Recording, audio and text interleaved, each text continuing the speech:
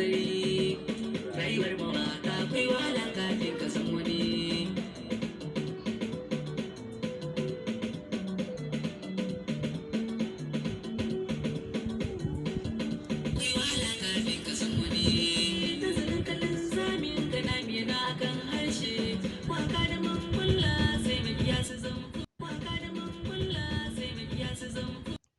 Sunana Sadiq M. Sani.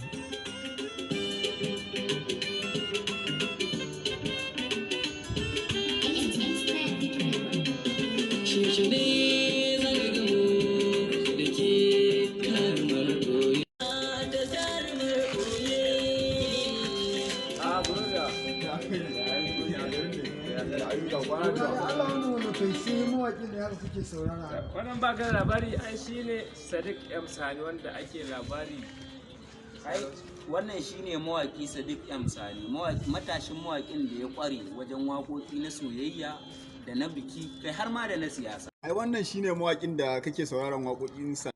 Shi dai sunan mawakin Sadiq M Sani. Idan kana neman sababbin waƙoƙinsa zaka iya neman sa a YouTube channel mai suna Sadiq M Sani TV. Ka danna subscribe ka nemi alamar ƙararrawa domin samun sababbin waƙoƙinmu da zarar mun ɗora har ma da bidiyoyi kamar haka. To yanzu ogaya za a yi da samu waƙoƙin. Ai samun waƙoƙin Sadiq M Sani abu ne mai sauƙi.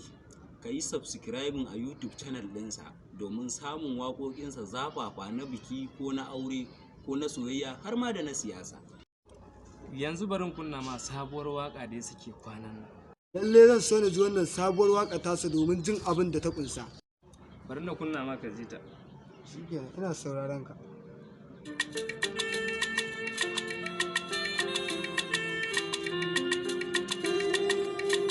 Kaga wannan kaɗan daga cikin waƙoƙin Sadiq M Sani kenan.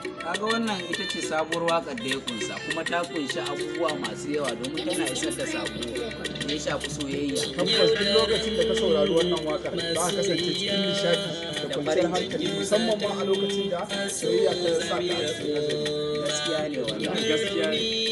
Gaskiya ne zan yi kokarin yi na samu Kuma zan so ne ma bayanin ko ne duk wani masoyin Sadiq M Sani bayani akan duk wanda YouTube channel ɗinsa.